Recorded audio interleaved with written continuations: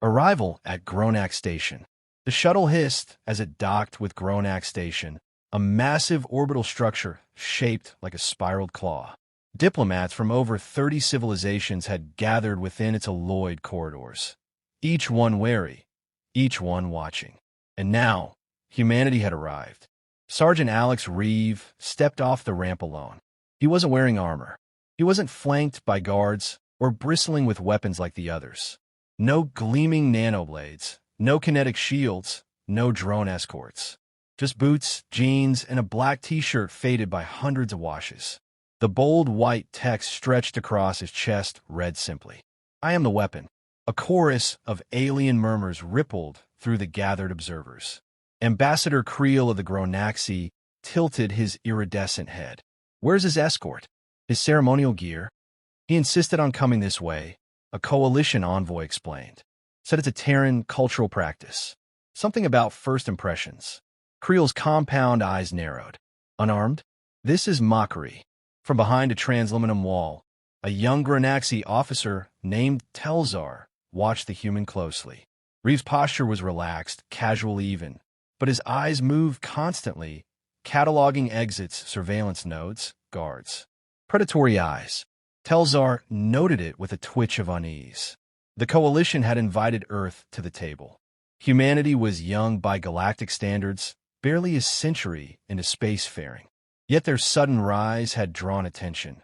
Conquests without ships, victories without numbers. Whispers, rumors. Still, the Gronaxi had done their due diligence. They'd scanned Reeve's body before his arrival. No weapons, no implants, no neural enhancers. His file claimed he was a retired combat operative, now an envoy. A relic, really. So why did he make their security officers sweat? As Reeve approached the central hall, diplomats parted like a tide. He smiled politely and nodded to each. Politeness, not submission. That distinction didn't go unnoticed. A Turvathi general leaned toward a fellow envoy. "He wears no armor. Is that not dangerous?" "He is Terran," the other replied. "That might be the danger." The Gronaxi ceremonial guards stood stiffly at the chamber doors. As Reeve approached, one held up a claw. "State your purpose, human." Reeve stopped, glanced at the towering alien, then pointed casually at the badge clipped to his jeans. "Envoy Reeve, Earth Delegation. I'm here to talk peace." "Or not." The guard blinked at the informal tone. Then his gaze dropped to the t-shirt.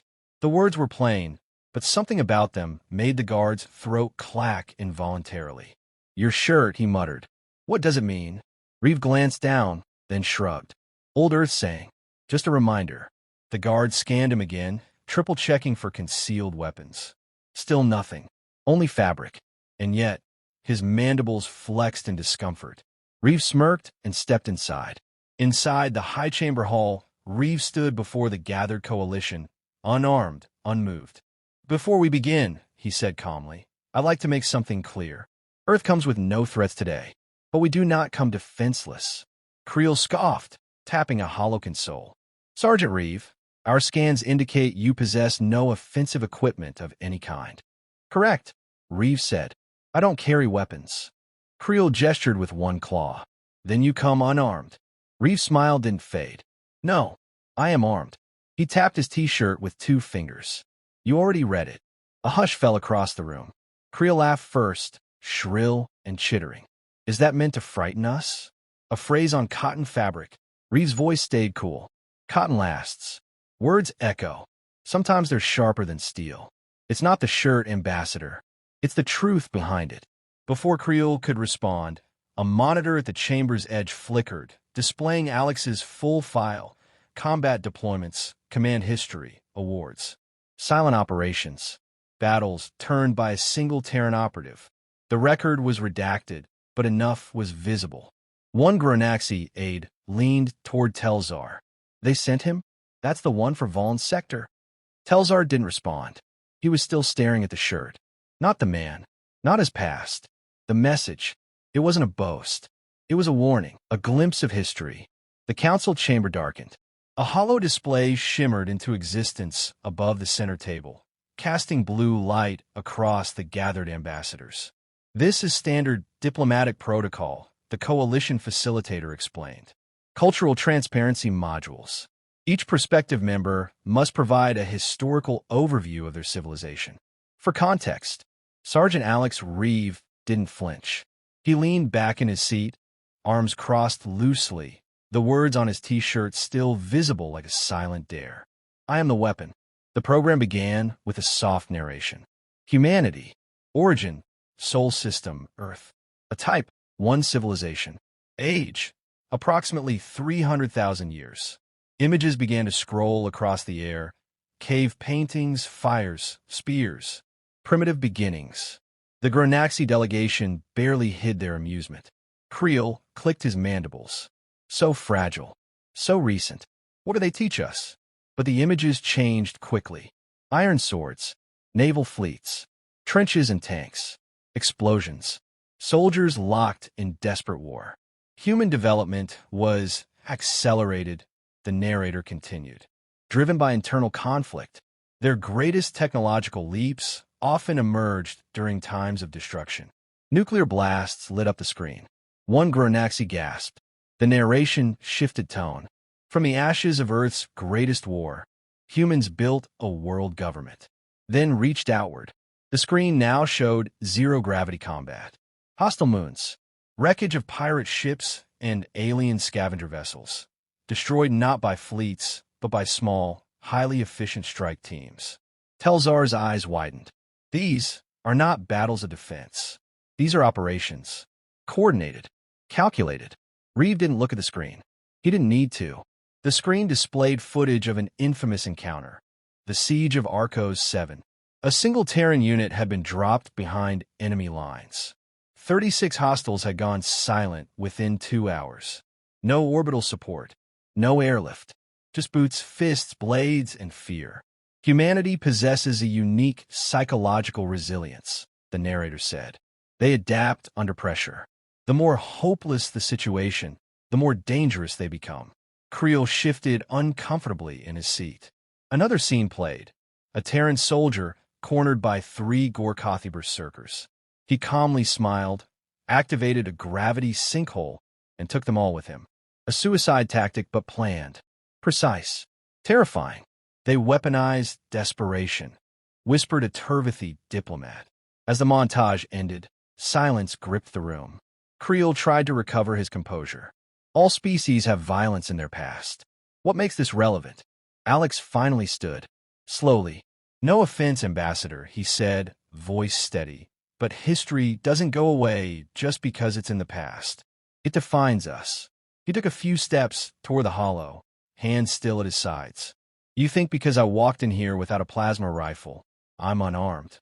Because I didn't come in plated armor, I must be vulnerable. He turned slightly, so the t-shirt faced more of the room. The text seemed brighter in the dim lighting.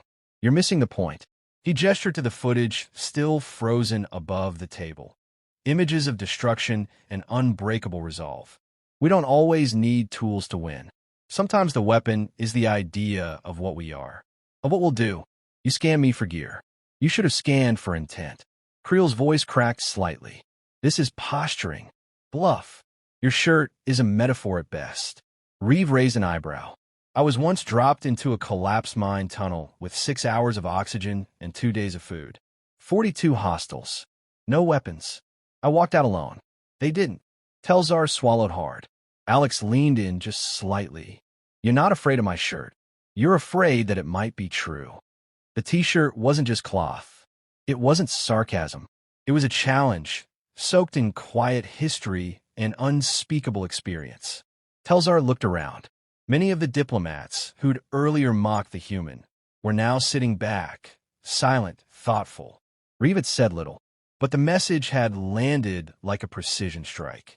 The Gronaxi had seen weapons before. Guns, ships, missiles. They knew how to counter those. But now, they were facing something different. A being who believed he was the weapon. And worse, had proven it, triggering the test. Ambassador Creel's mandibles twitched with restrained indignation. Words are wind, he finally hissed. Hollow symbols on fabric do not make a warrior. Let us see if Terran mythology holds up under pressure. The room turned toward him. Even the coalition facilitator looked uneasy. Creel continued, voice smooth but sharp. I propose a demonstration. Nothing lethal, of course. A neutral arena. Standardized environment. No weapons. Let the human show us what he really is.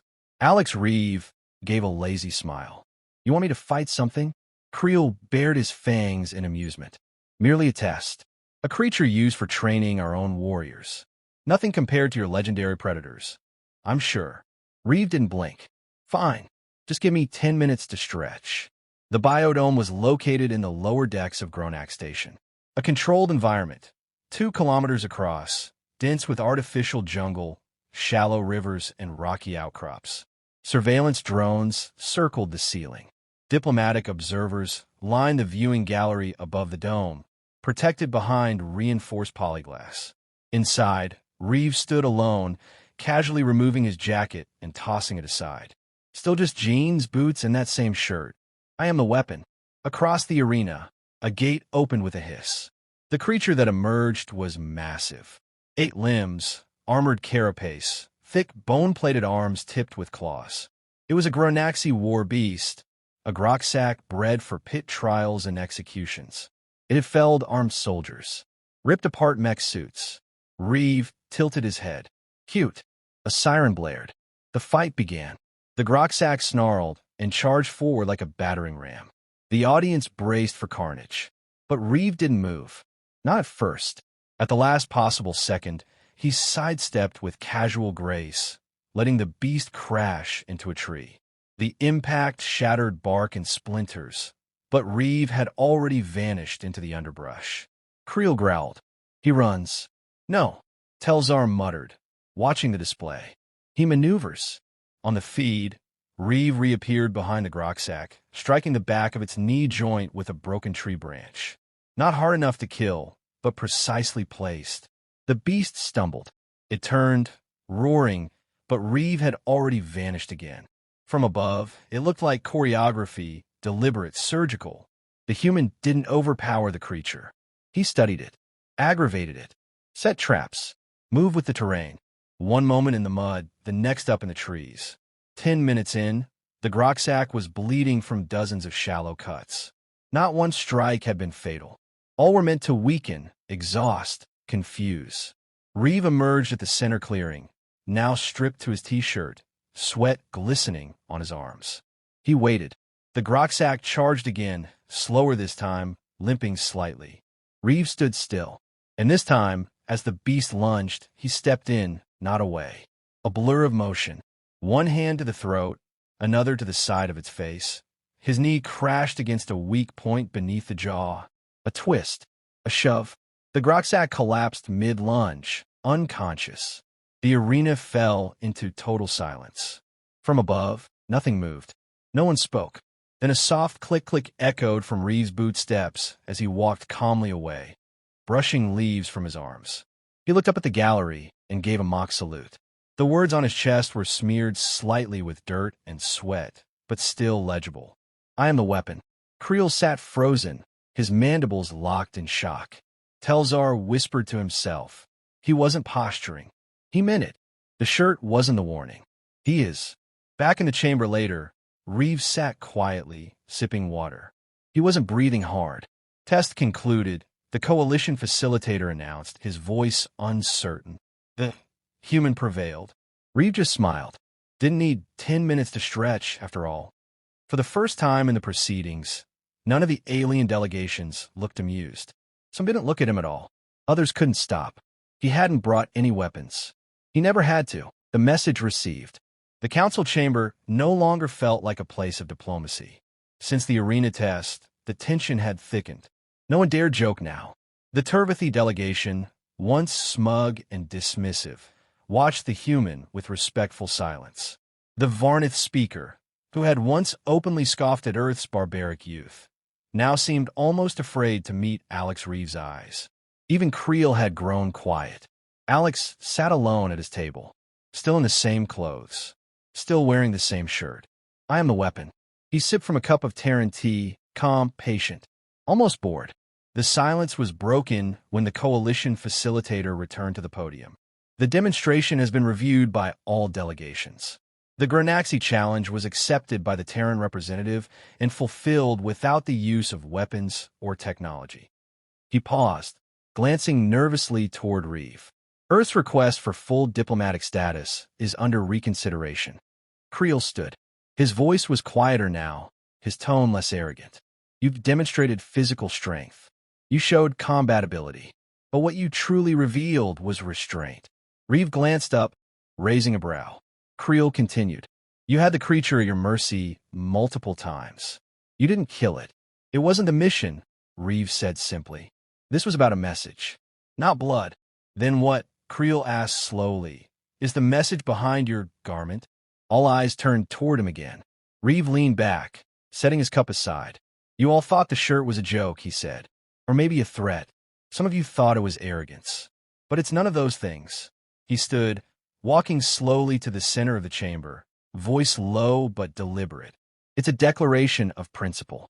We don't need to raise weapons to be dangerous. We don't need to shout to be heard. The shirt? It's a mirror. It shows what you see when you look at us. And if that scares you, you let that hang in the air. Maybe ask yourselves why it scares you. Telzar spoke from the Granaxi table, his voice barely above a whisper. Because everything we thought we understood about power was wrong. Reeve nodded. I didn't come here to intimidate you. I came here to introduce you to something your species may not be used to. Unpredictable restraint. Not just a soldier who can kill, but one who chooses not to. He turned toward Creel. You scanned me for weapons. You should have scanned for choice. A long silence followed.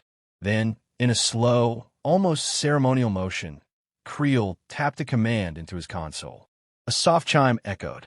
The Granaxi now support Earth's inclusion in the coalition. Fully.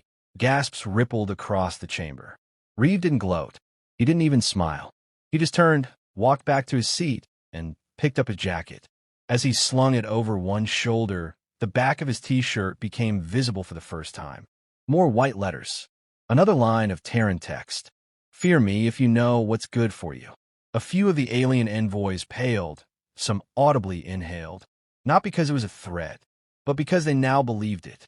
Later, in the docking bay, Telzar approached Reeve as he waited for departure. May I ask, he said carefully, was the message on your shirt chosen for this exact purpose? Reeve grinned. Not really. Just my favorite shirt. Got it after an op went sideways on Mardok 5. In the back. Oh, that wasn't printed. He winked. That appeared after laundry. Weird, huh? Telzar chuckled nervously, then fell quiet. The shuttle door opened. Reeve stepped aboard, pausing only once to glance back at the alien officer. Words are funny, Czar. They don't need to explode to be lethal. They just need to stick. And then he was gone. The Granaxi officer stood alone in the bay, staring at the spot where the human had vanished, the words burning in his memory. No weapons. No armor. Just 6 letters on a black shirt that had changed everything.